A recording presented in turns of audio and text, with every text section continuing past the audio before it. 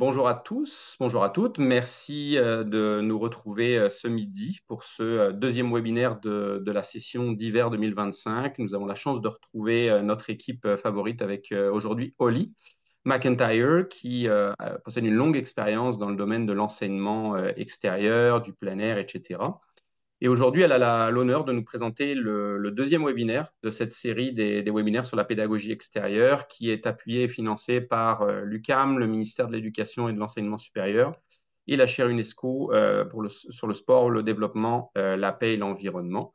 Donc, bonne écoute, profitez-en bien. Et je vous rappelle également, pour ceux qui ne peuvent pas faire partie de ce webinaire aujourd'hui, que l'ensemble de ces webinaires seront disponibles sur YouTube, donc vous pourrez avoir accès également gratuitement. N'hésitez pas à les transmettre à vos collègues. Il y a du très très bon contenu vraiment intéressant que l'équipe a préparé. Donc voilà, sans plus tarder, je te cède la parole, Oli, et puis je vous souhaite à tous un bon webinaire. Et tous, et toutes, pardon. Merci. Merci, Tegwen. Bienvenue à tous et à toutes. Je suis contente de vous voir aujourd'hui. Juste pour être sûr, vous voyez présentement l'écran avec, ça dit webinaire, approche pédagogique. Oui, parfait. Alors, merci, Tegwen, pour l'introduction. Euh, la- c'est en train d'être enregistré, le webinaire, pour qu'on puisse le mettre disponible à tous par la suite, comme Tegwin a mentionné. Donc, on va enregistrer la première partie, puis la période de questions et discussions, même si elle est enregistrée, ça sera pas mis sur ça sera pas diffusé. Alors, on va peut-être essayer d'arrêter l'enregistrement avant la période de discussion et de questions, juste pour votre information. Euh, Comme Tegwen a mentionné, tous les webinaires sont disponibles. Celui-ci sera disponible prochainement sur le YouTube de Tegwen ProfTeg. Euh, les webinaires de l'automne, ils sont déjà, et les webinaires futurs de l'hiver, ils seront. Donc, c'est ça. N'hésitez pas à les partager. Puis en construisant cette présentation, j'ai remarqué vraiment qu'il y a des liens entre tous les webinaires qui ont été faits. Ils vont ensemble. Il y a beaucoup pas de chevauchement, mais beaucoup de liens entre. Puis ça vaut la peine vraiment d'aller visionner toute la série. Euh, euh, donc, sont toutes là. Merci. Euh, pour commencer ce soir, cet après-midi, on va parler des approches pédagogiques. Les approches pédagogiques qui portent bien en pédagogie extérieure. C'est aussi des approches qui fonctionnent à l'intérieur. La pédagogie extérieure est en fait complémentaire de l'apprentissage en classe. Et plusieurs approches, vous savez, peuvent être mises en œuvre à l'intérieur ou à l'extérieur. Mais l'apprentissage en plein air permet vraiment d'établir un lien avec les contextes réels. Euh, Fait qu'on va regarder un peu comment ces approches peuvent être mises en place à l'extérieur. Euh, Aussi, Sagwin ne m'a pas vraiment présenté mon expérience. Tu sais, juste pour vous donner un petit aperçu, moi, ça fait 20 ans que j'enseigne au collégial. J'ai enseigné en tourisme d'aventure, j'ai enseigné en écoéducation par la nature, puis maintenant j'enseigne en éducation physique et à la santé et éducation en plein air. J'ai eu la chance d'expérimenter plusieurs de ces pédagogies-là, puis euh, je suis vraiment contente de partager ça avec vous aujourd'hui. Je souhaite débuter en reconnaissant que les approches pédagogiques favorisées à l'extérieur et popularisées dans l'histoire récente sont souvent basées sur les approches autochtones à l'apprentissage. La pédagogie autochtone est centrée sur la communauté et met un emphase sur les relations. Apprendre des aînés, du monde naturel, apprendre des autres. Euh, Dans les approches autochtones à l'éducation, on voit beaucoup d'expérimentation, beaucoup d'essais-erreurs. On apprend par l'observation, par l'enquête. On apprend de notre milieu naturel, de notre environnement, de notre communauté. Et la relation enseignante-élève est vraiment priorisée, mais différente que dans l'éducation traditionnelle occidentale, c'est-à-dire moins hiérarchique. Il y a plus une relation d'apprenant-apprenant. Euh, on part un peu du modèle que l'enseignant sait tout. Alors, je voulais juste faire cette mention-là parce que bien que ces approches se sont popularisées plus récemment dans l'histoire, c'est pas des nouvelles approches. Euh, il y a une citation que je trouvais qui résumait bien Tout est vivant et nous sommes tous liés. Et ça, c'est Rustoul, qui est un éducateur autochtone qui a dit ça. Puis je pense que ça illustre beaucoup plusieurs de ces approches-là qu'on va regarder cet après-midi. Je dis ce soir souvent. Je suis habituée à enseigner le soir. Euh, il y a aussi le modèle de par pour an qui était popularisé depuis 2018 par l'équipe de Tegwen. Euh, il ne faut pas être intimidé par l'idée d'enseigner en plein air. Il y a plusieurs façons de le faire qui vont du très simple au très complexe. On voit ici le modèle de par pour an qui illustre plusieurs façons d'utiliser le plein air dans son enseignement. Il y a des bénéfices à chacune de ces approches. Fait que même aller lire dehors permet plusieurs bénéfices. Puis d'ailleurs, le webinaire sur le bien-être et celui qui s'en vient sur la santé physique en parle et en parlerai davantage. Euh, Enseigner en plein air, un exemple de ça, c'est un cours de littérature donné dans un parc. Fait que c'est une activité qui se réalise en contexte de plein air, c'est dehors, mais il n'utilise pas nécessairement le milieu pour enseigner, mais très plaisant, puis apporte plusieurs bénéfices aussi aux étudiants et à l'enseignant. Enseignement de plein air, par exemple, une sortie de canot pour apprendre les techniques de navigation ou de pagaie. Euh, Fait qu'on on peut pas vraiment faire ces activités-là sauf à l'extérieur. C'est une activité de plein air. Apprendre par le plein air, ça c'est quand on utilise le milieu naturel pour enseigner. Donc, par exemple, apprendre à bien gérer sa température corporelle en hiver en passant une fin de semaine en camping d'hiver. On apprend vraiment, le milieu naturel nous enseigne beaucoup. On apprend par le plein air. Et pour le plein air, c'est quand on essaie de éduquer aux thématiques du plein air ou de l'environnement. Fait qu'on essaie de développer chez les apprenants un désir de comprendre et de protéger l'environnement. Donc, il y a plusieurs façons d'utiliser le plein air dans son enseignement. Souvent, la première étape, quand on veut enseigner en plein air, est simplement de transposer sa salle de classe à l'extérieur. Et la classe extérieure nous permet de conserver certains éléments de la classe intérieure traditionnelle.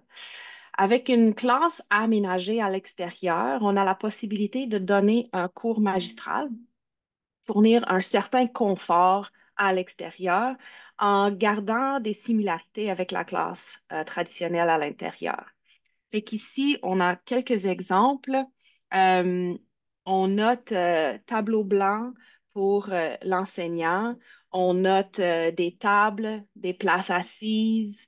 Euh, on note tu sais, des surfaces pour écrire. Il y a aussi de l'ombre. Fait qu'il y a plusieurs éléments dans des classes extérieures qui permettent de conserver certains éléments de la classe intérieure qui peut nous donner confiance quand on commence à enseigner dehors. D'ailleurs, ces classes, tous ces exemples-là de classes extérieures que je viens de vous montrer, c'est sur les quatre campus du Cégep de la Gaspésie et des Îles. C'est des classes extérieures qui ont été aménagées.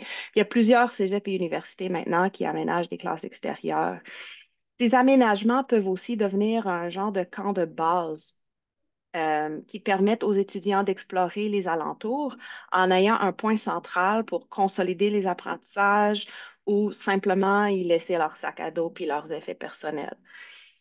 Fait que ça, c'est une belle façon de commencer à transposer son enseignement vers l'extérieur. Dans les pédagogies que nous allons explorer aujourd'hui, on utilise l'environnement de l'étudiant afin de situer l'apprentissage dans un contexte réel. Euh, dans ce- En utilisant ces pédagogies, l'enseignant n'est plus considéré comme le seul détenteur de connaissances absolues, mais devient un co-constructeur de connaissances avec les étudiants.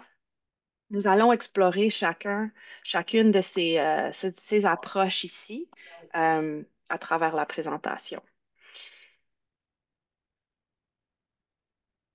La première approche qu'on va regarder, c'est l'apprentissage ancré dans le milieu. Où suis-je? Quelle est la nature de ce lieu? Qu'est-ce qui se passe autour de moi? Quelles sont les caractéristiques de mon environnement? Dans l'apprentissage ancré dans le milieu, on situe les apprentissages dans l'environnement de l'étudiant et on sort dehors afin d'être en contact direct avec cet environnement. Fait que ça peut être un milieu naturel. C'est vraiment tout ce qui entoure l'étudiant. C'est son environnement, c'est sa communauté, c'est son histoire, c'est les paysages autour, c'est les bâtiments, c'est aussi le milieu naturel.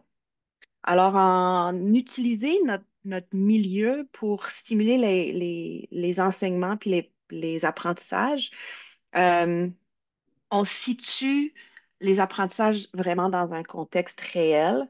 Euh, Ce type d'apprentissage-là aussi va stimuler d'autres types de pédagogie et va peut-être faire partie aussi de d'autres pédagogies. Tu sais, par exemple, pédagogie par projet peut se situer dans le milieu. Et c'est aussi un apprentissage ou une approche qui est très interdisciplinaire. Charlotte Hubner, d'ailleurs, a présenté la semaine passée ou il y a 2 semaines sur l'interdisciplinarité en pédagogie extérieure et c'est un webinaire à aller voir si ça vous intéresse. Un exemple d'activité qui est ancrée dans le milieu est une marche pédagogique. Une marche pédagogique c'est une promenade avec une intention pédagogique qui peut inclure l'observation de l'environnement, interaction avec les pairs et réflexion. Une marche pédagogique peut être conçue pour stimuler l'enquête ou pour illustrer des concepts et le contenu du cours. Alors, un exemple, tu sais, on peut utiliser des marches pédagogiques dans plein de sujets différents, puis c'est quand même assez facile, tu sais, de sortir avec son groupe puis d'aller se promener. Euh, et donc, on prépare un peu l'intention de cette marche avant. Euh, un exemple euh, que j'ai entendu parler d'un enseignant au Cégep de la Gaspésie et des Îles, un enseignant en anglais langue seconde, qui demande aux étudiants de sortir pour prendre en photo des actions. Alors, il étudie des verbes, actions. euh, et de retour en classe, les photos sont utilisées pour apprendre et comprendre les temps, les différents temps de verbes.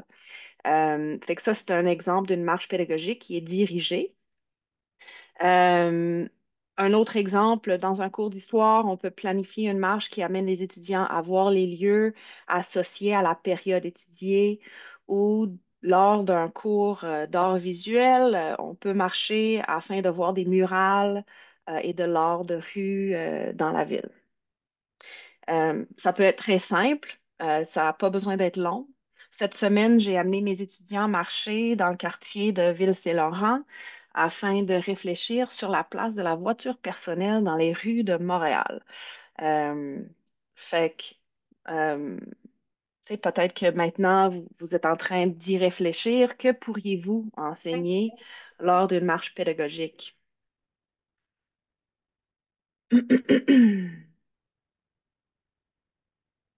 Est-ce que c'était une question qui m'était adressée? Non.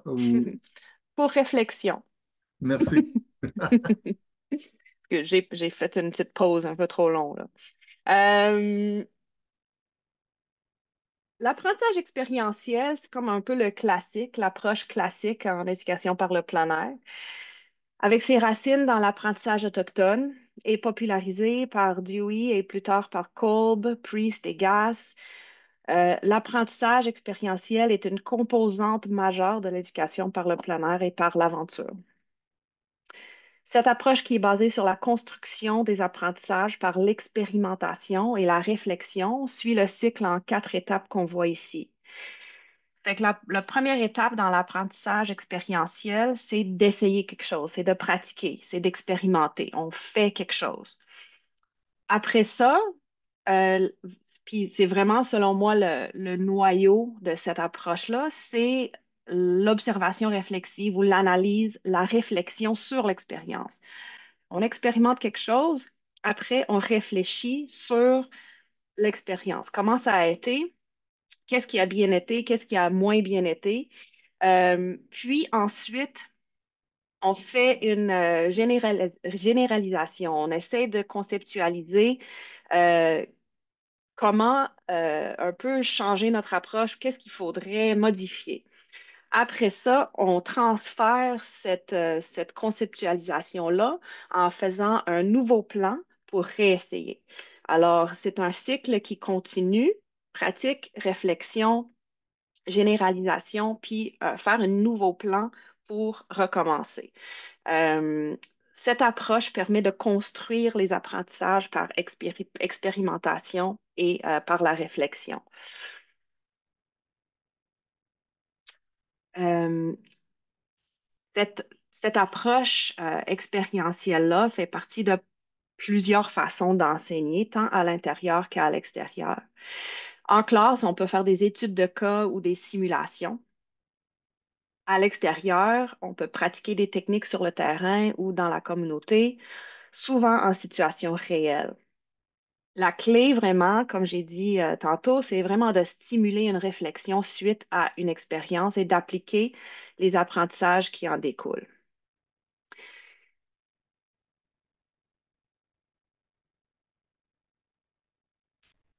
Un exemple en éducation physique, un cours de ski de fond. Je ne sais pas si Charlotte est encore là, mais elle aussi a sûrement remarqué, durant un cours qu'on a donné ensemble, les étudiants apprennent à cirer leur ski. Ils apprennent à mettre une cire spécifiquement pour permettre et une bonne glisse et une bonne adhérence à la neige pour pouvoir progresser. Euh, c'est une habileté à apprendre. Au début, les étudiants veulent aller skier. Au début, ils vont vite. Ils font pas un fartage de qualité. Ils en mettent partout. Ils en mettent trop. Euh, mais c'est bon, on sort. Mais rapidement, ils vont réaliser l'importance de la zone de fartage. Ils vont réaliser l'importance du choix de cire et de la technique de fartage après avoir eu de la difficulté dans le sentier. Fait que là, deuxième fois, là, ils veulent, oh, c'est quoi que tu avais dit? Comment tu sais, ils posent des questions, ils veulent mieux faire. Fait que là, ils ont fait l'expérience, ils ont réfléchi à leur expérience, ils essaient de conceptualiser et faire un nouveau plan pour refaire la job mieux. Fait que ça, c'est vraiment un exemple d'apprentissage expérientiel. Une autre approche qu'on utilise beaucoup en plein air ou qui peut être utilisée, c'est l'apprentissage par projet. L'apprentissage par projet, quand même populaire de ce temps-ci, consiste à proposer aux apprenants de réaliser un projet, seul ou en équipe, sous la supervision de l'enseignant. Cette approche suppose des conditions de réalisation les plus proches possibles de la réalité professionnelle. On tente de répondre à un besoin, une question ou un problème. Un élément clé de cette approche est la réalisation concrète destinée à un public réel. Les étapes de l'apprentissage par projet sont ici à l'écran. Au début, on définit le projet. Ça peut être défini par l'enseignant ou par les étudiants. Après, l'étudiant ou le groupe fait une planification du projet. Il planifie toutes les étapes du projet. Il réalise le projet. Ils font une présentation et idéalement devant un vrai public. Fait que ça rend tous leurs travaux très pertinents parce qu'ils savent qu'ils vont vraiment présenter leur travail à un vrai public. Ils évaluent leur projet, les résultats, les apprentissages et ils font un retour aussi réflexif. Fait qu'il y a des éléments quand même d'apprentissage expérientiel à l'intérieur de cette approche. Bien que plusieurs projets peuvent se faire en totalité sans mettre les pieds dehors, un projet il va souvent nécessiter la collaboration avec les instances externes, des visites à l'extérieur ou des réalisations qui ont lieu dehors. Voici un exemple. Dans un programme de technique de l'éducation à l'enfance, un professeur pourrait demander aux étudiants de concevoir un aménagement d'une cour extérieure. Fait qu'ils vont passer par toutes les étapes, puis les projets vont être soumis à un CPE de proximité. Peut-être les étudiants vont participer à un concours de soumission, puis le CPE va choisir un conception. Donc, les étudiants vont vraiment présenter. Ils vont avoir aussi fait des recherches sur les normes et les règlements pour les cours en CPE. Ils vont avoir visité des cours naturalisés peut-être, ils vont avoir expérimenté avec différents éléments, ils vont avoir consulté des experts ou avoir des conférenciers. Alors, à la fin, il y a un vrai résultat, un vrai projet, puis ils auraient appris aussi à travers tout ce projet sur l'aménagement des cours en petite enfance. Un autre exemple, un prof choisis votre matière. Je pense qu'on peut faire des liens avec toutes les matières. Un prof demande à ses étudiants de planifier un nettoyage de berge. Fait que les étudiants vont planifier les matériaux nécessaires, la sécurité, le transport des déchets. Ils vont faire les communications pour publiciser la corvée. Ils vont aller réaliser la corvée et peut-être faire une présentation devant un public ou une communication des résultats à la fin. Puis ça peut mener à plein d'autres réflexions, apprentissages, par exemple, une réflexion personnelle sur les déchets et la surconsommation des biens dans notre société, par exemple. Alors, un autre exemple d'une pédagogie par projet. Une autre approche, troisième, je pense qu'on est rendu à la troisième approche. À quelle heure? L'apprentissage par enquête. Alors, l'apprentissage par enquête utilise les questionnements des étudiants afin de créer des situations d'apprentissage. Bon, en fait, ça peut être un questionnement, une question proposée par l'enseignant ou ça peut être les étudiants qui pensent à leurs propres questions.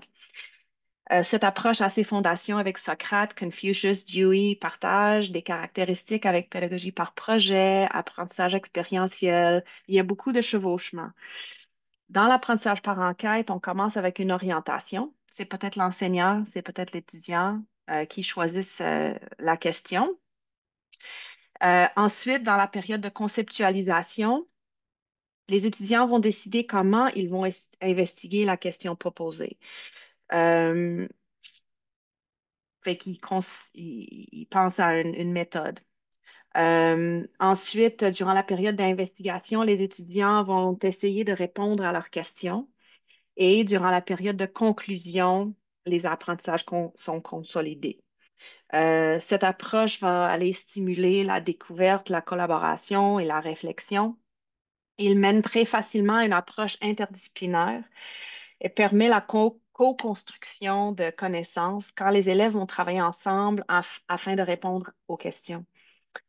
Ici, l'enseignant ne sait peut-être pas la réponse à la question et apprendra possiblement de ses étudiants ou en même temps qu'eux.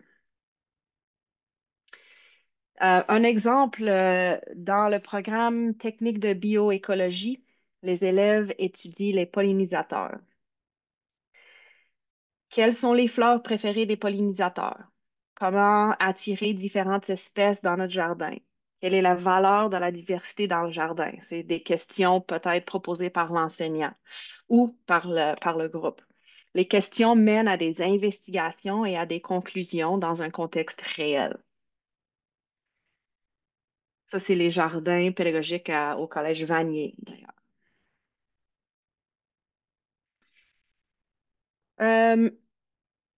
Fait que, on tire quand même à la fin de la présentation. Et pour terminer, je voulais juste vous montrer à quel point ces approches se chevauchent. Ils partagent certaines caractéristiques, mais on a vu que ils sont pas pareils. OK? Par exemple, l'interdisciplinarité est présente dans les approches par projet, enquête, par le milieu, mais pas nécessairement dans l'apprentissage expérientiel. Dans l'approche par projet, il y a un élément d'expérimentation comme dans l'apprentissage expérientiel.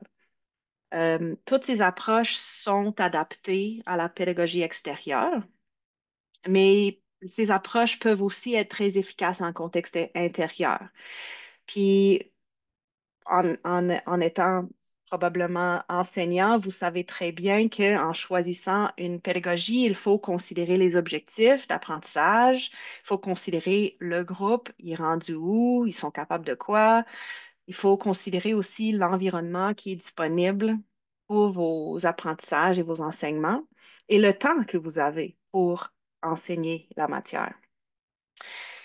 Il y a aussi la question de la gestion du groupe à l'extérieur, puis on ne va pas rentrer là-dedans aujourd'hui. C'est un autre sujet complètement. Ma collègue Joanie Beaumont va parler dans le mois d'avril, dans un autre webinaire, sur la gestion des risques euh, et la pédagogie extérieure. Fait que la gestion du groupe, c'est un autre élément à considérer. Euh, mais pour l'instant, aujourd'hui, nous avons exploré quelques approches qui sont bien adaptées à la pédagogie extérieure. On a aussi vu que la première étape peut être simplement de sortir dehors et de faire son cours dans une classe extérieure. Les bénéfices de l'apprentissage à l'extérieur sont nombreuses pour vous comme pour vos étudiants. Puis il y a plusieurs façons de le faire. Je vous encourage à l'expérimenter. Puis on va en discuter si vous avez des choses à partager, à discuter. Je voulais aussi vous partager la bibliographie de la présentation et je vais aussi partager avec vous dans le chat un lien vers un Google Doc euh, qui, ça s'en vient là, qui contient des liens puis des ressources à consulter. Fait que ça, ce lien-là est partagé maintenant, puis vous pouvez avoir accès à une petite liste de ressources et de références. Euh, Merci beaucoup pour votre écoute.